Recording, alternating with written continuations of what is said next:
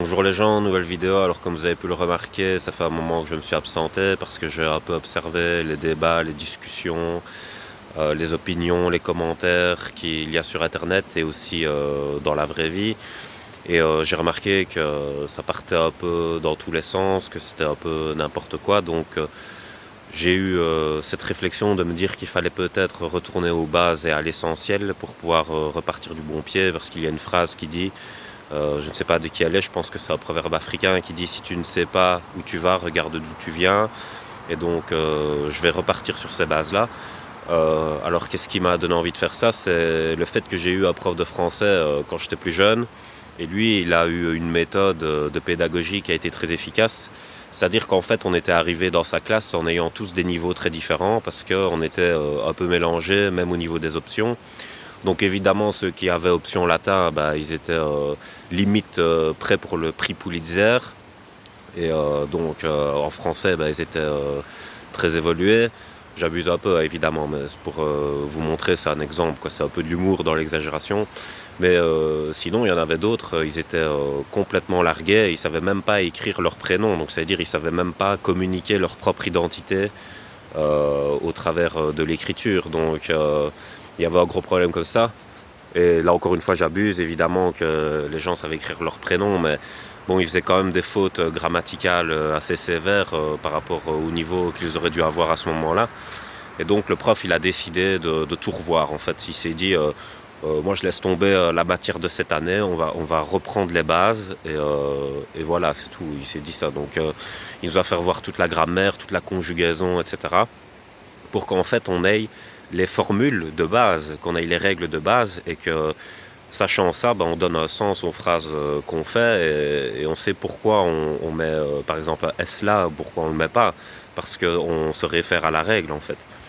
Et ce prof-là, je me souviens, il était tellement sévère qu'il mettait une faute si on ne mettait pas bien le point sur le i. Donc même au niveau calligraphique, il était exigeant, c'est-à-dire qu'il fallait respecter les espaces et voilà, on réapprenait tout, quoi, vraiment, parce qu'on avait de mauvaises bases, quoi.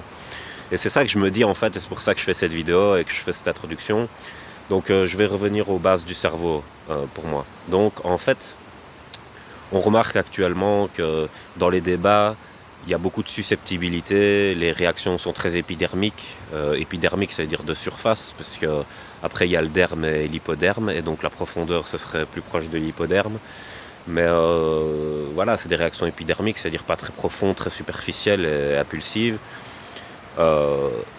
Et donc il faudrait revenir aux bases du cerveau parce qu'il y a beaucoup de coachs ou de gourous, etc. ou quoi, qui disent qu'il faut absolument suivre son instinct, ses émotions, etc. Et en fait c'est trompeur. Pourquoi? Parce que les émotions, elles sont liées aux croyances. Et les croyances ne sont pas forcément des savoirs. Évidemment que si une émotion est liée à un savoir, l'émotion est correcte. Donc votre instinct est correct puisque c'est une connaissance, ce n'est plus une croyance. Mais quand c'est une croyance, c'est pas forcément une connaissance. Donc ça peut être faux. Et si c'est faux, votre émotion est fausse aussi par rapport à la réalité. Et donc ça crée une forme de psychose interprétative. Donc vous n'êtes pas dans le vrai. C'est ça qu'on remarque dans les débats, c'est que les gens font des genres de projections ou de leurs émotions parce que c'est lié à des croyances en fait, qui sont placées dans le mécanisme autonome du cerveau, c'est-à-dire l'inconscient. L'inconscient, c'est l'habitus du cerveau, c'est le robot du cerveau, c'est le côté robotique qui travaille comme une usine, c'est-à-dire qu'il va très vite et il va d'un point A à un point B sans réfléchir. C'est pas son rôle de réfléchir. Le rôle de la réflexion, c'est la conscience, c'est elle qui change la direction. Elle dit non, là, par là, c'est pas bon. Donc là, maintenant, il faut changer. Donc le cerveau, le côté conscient du cerveau, il sert à faire des choix. Et le côté inconscient, il sert au fait que quand on a fait un choix, on trace vers ce choix, en fait. Voilà. Donc il faut juste milieu entre les deux, entre réflexion et action. Et quand on a un des deux côtés qui est atrophié, on est un peu handicapé par rapport à la situation, parce que si on est trop dans la réflexion, pas dans l'action, on ne met pas en place ce qu'on a compris, et si on est trop dans l'action, on ne comprend rien, donc on va dans des directions sans savoir ce qu'on fait, etc. Donc il faut un juste milieu. Alors, je vais titrer cette vidéo « Le détachement rationnel et le sas quantique cérébral », ce sont des concepts que j'ai inventés, par rapport au cerveau. Et moi je pense qu'il faut de la pédagogie là-dessus, impérativement à l'avenir, pour que les gens puissent avoir une défense individuelle par rapport à l'oppression de l'extérieur, qu'ils reprennent en main leur territoire individuel qu'est leur cerveau, sans se faire hacker, parce qu'il y a des hackers. Et en fait, comme je l'ai dit, le cerveau c'est un ordinateur, donc il peut se faire hacker. Au Moyen-Âge, on parlait de possession démoniaque, et donc c'était plus mystique, donc ça faisait plus peur, mais je pense qu'actuellement, on peut parler plus de hacking et de virus. C'est un langage meilleur, je dirais, c'est un meilleur langage par rapport à ça, et donc ça fait moins flipper, mais le danger n'en reste pas moins là si on part dans des extrêmes, mais c'est plus scientifique en fait, c'est un langage plus scientifique. Alors, le hacking cérébral, ça veut dire qu'on doit parler avec le langage informatique, c'est-à-dire qu'on peut avoir un antivirus, donc on peut se faire hacker aussi, c'est-à-dire qu'on peut se faire coloniser son cerveau par un hacker qui lance un virus de l'extérieur. Et donc il faut apprendre à se protéger de ça. Alors comment se protéger? En fait, il faut inventer ce que j'appelle le sas quantique cérébral, et il faut avoir un antivirus, c'est-à-dire un système immunitaire cérébral. S'il vous manque ça, vous allez avoir des comportements déviants, et je vais expliquer en quoi. Par exemple, s'il vous manque le sas quantique cérébral, c'est-à-dire que vous êtes incapable de douter. Donc les choses pour vous sont blanches ou noires. C'est-à-dire que c'est soit vous êtes d'accord, soit vous n'êtes pas d'accord, et c'est ça la vérité. La vérité, c'est quand vous êtes d'accord, et c'est pas la vérité quand vous n'êtes pas d'accord. Donc là, il manque le sas quantique cérébral. Pourquoi je l'ai appelé le sas quantique? Parce qu'en physique quantique, il peut y avoir soit A, soit B, soit A plus B. Et la physique quantique, c'est ça, c'est A plus B, c'est-à-dire la possibilité, en gros, le multipotentialisme. Et la possibilité, ça rejoint l'hypothèse. Il peut y avoir plusieurs pistes, plusieurs hypothèses, parce qu'on ne sait pas encore laquelle est la bonne. Et donc ça, c'est être capable de porter le doute. Et le sas quantique, il sert à ça. Par exemple, quand vous recevez une information, vous êtes incapable de la vérifier actuellement. Donc vous n'allez pas décider actuellement si vous allez avaler l'information et l'envoyer dans le mécanisme autonome, ou si vous allez la jeter. Parce que si c'est une bonne information et que vous la jetez, vous vous privez d'une évolution personnelle.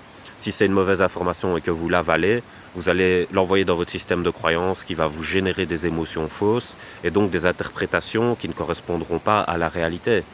Voilà, donc il faut faire attention et il faut se créer ce sas quantique cérébral. En fait, le sas quantique cérébral, c'est un peu comme, puisqu'on est en période de contamination virale, ben, c'est un peu comme des gens qui auraient des combinaisons et il faut qu'ils se lavent, qu'ils passent par une douche de décontamination avant de revenir dans la vie réelle. Et à chaque fois, il y a cette douche et puis ils repartent dans la zone de contamination, puis ils prennent la douche, ils reviennent dans la vie réelle, puis ils reprennent la douche, zone de contamination. Et le sas quantique, il sert à ça, c'est-à-dire on met l'information en quarantaine tant qu'elle n'est pas vérifiée. Et en informatique, on peut faire ça quand un fichier est suspect, c'est-à-dire qu'on croit qu'il a un virus, on le met en quarantaine. Alors là, il y a la sécurité qui arrive, c'est votre système immunitaire, et elle vient vérifier. Et donc ça, c'est par exemple, si une personne veut vous faire avaler une information, vous lui dites je sais pas, c'est possible. Si la personne se vexe, c'est que cette personne est manipulatrice ou qu'elle essaye de vous hacker. Parce qu'elle ne vous laisse pas la possibilité d'obtenir la vraie information. Parce que si vous vérifiez, la personne n'a pas à stresser du fait que vous allez vérifier si elle dit la vérité. Elle stresse parce que c'est pas ce qu'elle dit que vous allez aller vérifier. Alors elle veut que vous avaliez l'information maintenant et que vous soyez d'accord. Donc il y a des forceurs, par exemple, vous dites je sais pas, c'est possible, la personne va dire mais si c'est ça, voilà c'est ça, j'en suis sûr, etc.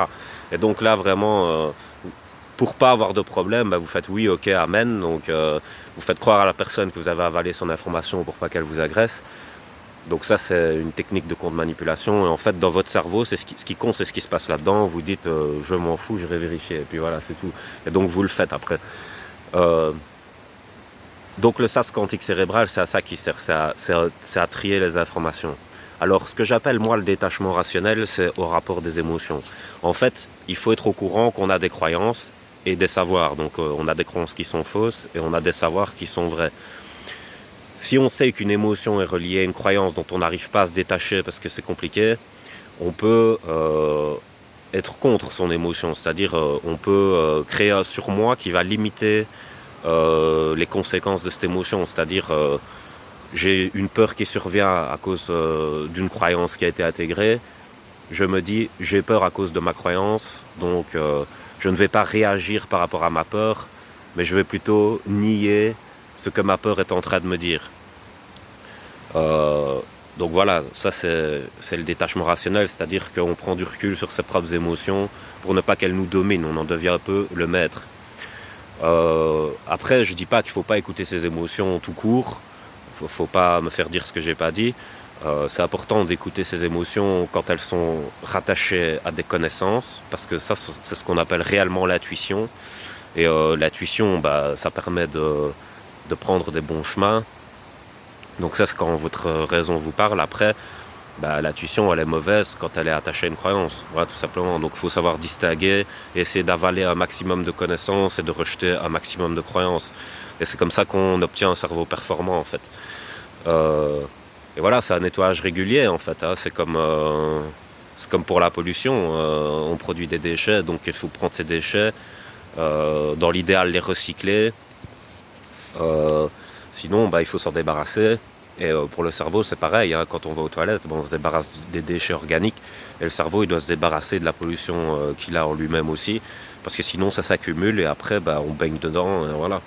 Donc, c'est ça que je voulais dire en fait. C'est ça les bases. Et c'est ça les bases de l'esprit critique. C'est-à-dire que l'esprit critique et la personnalité, ça se forge à partir de ça. S'il vous manque le sas quantique cérébral, vous êtes incapable de douter. Ça veut dire que sur base de quels critères vous avalez ou vous rejetez une information? Il n'y a aucun critère puisque vous n'allez pas vérifier, vous ne vous permettez pas d'aller vérifier. D'ailleurs, puisque je parlais de grammaire tout à l'heure par rapport à mon professeur, ben, quand on n'est pas sûr en français, il faut toujours aller vérifier. Il y a des gens, ils sont pas sûrs et ils notent quand même et puis ils vont pas vérifier. Et en fait, là on conserve la faute dans son mécanisme autonome et on va toujours la faire. Alors que si on n'est pas sûr, donc on doute, on va vérifier. Là, on a la vraie info, on retient l'info et on fait plus la faute. Parce que soit on revient à chaque fois à la même hésitation parce qu'on n'a pas validé l'information, soit on est sûr et certain de quelque chose de faux et donc on a confiance en quelque chose de pas bon. Et donc c'est ça en fait, c'est toujours cette optique de vérification. Il y a toujours cette alternance dans la recherche entre le doute et puis la vérification. Et d'ailleurs dans la recherche on fait de l'expérience, parce que l'expérience c'est la preuve, comme dans les équations mathématiques, on fait des preuves, c'est-à-dire qu'on essaye plusieurs alternatives, on essaye plusieurs chemins par rapport à une formule pour voir si on retombe dessus. Et si on retombe dessus, bah, c'est que l'expérience prouve qu'elle était correcte. Donc voilà, c'est ça que je voulais vous parler. Mais c'est pas une vidéo principale sur la pensée, j'avais fait un teaser. Ça c'est un prélude, ça fait partie de la pensée évidemment, mais ça c'est plus la méthodologie de l'esprit critique, alors que la pensée c'est tout à fait autre chose, c'est vraiment un voyage. Donc voilà, c'est pour vous donner la méthodologie de l'esprit critique, pour plus que vous vous fassiez hacker et que vous sachiez plus ce qui se passe là-dedans. Parce que j'ai l'impression que c'est un peu ça qui se passe quand on voit les réseaux sociaux, etc. Les gens ne comprennent pas leur propre cerveau et ça fait partie de l'art de la guerre de se connaître soi-même pour savoir se défendre. Donc voilà, n'écoutez pas vos émotions comme des vérités absolues. Votre cerveau, c'est un genre d'état en fait, c'est pour ça qu'on parle d'état d'esprit, et cet état, il doit être protégé, c'est-à-dire que c'est chez vous, quoi. Et on peut pas venir foutre le feu comme dans Projet X chez vous, comme on veut, parce que soi-disant on vous aime pas pour telle ou telle raison. Voilà, il y a des limites à ne pas dépasser, et les limites de l'individu, c'est de ne pas aller dans son cerveau, c'est de le laisser gérer son propre territoire lui-même. Et voilà. Donc, mais pour ça, il faut un esprit critique. Et cet esprit critique, il se construit par deux choses, comme je l'ai dit, c'est le sas quantique cérébral, très important, le détachement rationnel au cas où on est infecté ou contaminé. Donc là, c'est déjà, c'est pas trop tard, hein, mais c'est déjà mal barré, on va dire. Donc là, il faut commencer à sortir les croyances du mécanisme autonome, petit à petit. Par des tests, des essais, des expériences, et voir qu'en fait l'expérience ne correspond pas à ce qu'on croit. Et donc le cerveau va finir par se détacher de cette croyance. Et aussi très important, l'antivirus, parce que l'antivirus, bah, c'est votre sécurité. Et votre sécurité, c'est elle qui jette les déchets dehors. S'il n'y a pas de sécurité, bah, ce qui rentre reste, tout simplement. Et parfois, ce qui peut se passer dans la déviance mentale, c'est que la sécurité du sas n'est pas d'accord avec la sécurité intérieure. Donc la sécurité extérieure n'est pas d'accord avec la sécurité intérieure parce qu'il y a eu du hacking. C'est-à-dire que le hacker a réussi à soudoyer une de vos sécurités. Et donc, en fait, la sécurité externe, par exemple, va laisser rentrer des infos fausses et votre sécurité interne va être en permanence en alerte parce qu'elle remarque les infos fausses. Donc là, vous êtes très anxieux quand c'est comme ça. Les gens très anxieux, c'est parce qu'ils ont une mauvaise sécurité, qu'elle soit externe ou interne, qui est en conflit avec l'autre sécurité. Donc il y a une genre de division, une fragmentation de la personne, enfin une fragmentation dans son cerveau. Ça peut être l'inverse aussi, la sécurité interne qui est soudoyée, la sécurité externe qui fait bien le job. Et en fait, la personne va contre ses propres intérêts alors que la sécurité du SAS quantique laisse rentrer des bonnes informations. C'est parce que la sécurité interne, finalement, ça fait un peu comme une genre de leucémie. Ça veut dire que votre propre sécurité interne vous attaque vous-même, en fait. Donc vous vous auto-mangez, en fait. Vous auto-cannibalisez, qu'on appelle ça. Donc ça, c'est l'autodestruction, le masochisme et tout ça. Voilà, donc c'est important de savoir tout ça. Quand vous savez tout ça, vous pouvez gérer vous-même votre propre cerveau. Vous devenez maître de vous-même, en fait. Vous n'êtes plus esclave de hackers ou de l'extérieur ou quoi. Parce qu'il y a des gens, finalement, qu'on voit sur les réseaux sociaux de la société, ils se disent victimes. Et puis après, il y a des gens, ils disent non, on est responsable de nous-mêmes, etc. Mais pour être responsable de soi-même, il faut avoir la connaissance. Comment peut-on être responsable de soi-même en étant ignorant de qui on est ou comment on fonctionne? Si on ne sait pas comment fonctionne le cerveau, comment peut-on en être le maître? Voilà. Donc c'est un peu hypocrite ce discours. C'est souvent le discours des hackers parce que eux ils veulent garder le contrôle sur le cerveau des autres. Et donc ça les emmerde cette émancipation de reprendre la main sur soi-même, quoi. Voilà. Mais c'est pour ça que je fais cette vidéo parce que moi je pense que le fait que les gens aient plus la main sur eux-mêmes, c'est quelque chose de très dangereux parce que tu peux pas créer une aussi forte instabilité et penser que tu vas tout contrôler. Je ne sais pas ce qu'ils foutent les gens qui ont des connaissances à ce sujet-là. Je ne sais pas ce qu'ils sont en train de faire. On dirait que voilà, ils sont en roue libre ou quoi. Mais non, il ne faut pas laisser faire ça. Je pense qu'il faut récupérer le pouvoir sur son cerveau. Je pense qu'il faut faire de la pédagogie par rapport à ça. C'est surtout ça. Voilà. Je pense que la pédagogie, vraiment, c'est un élément clé de notre époque, vraiment. C'est vraiment, pour moi, c'est l'élément principal qui ne doit pas être mis de côté. Voilà. Donc la vidéo est assez longue et puis je commence un peu à tourner en rond. Donc je vais terminer la vidéo. Je vous laisse sur ça. Passez une bonne journée.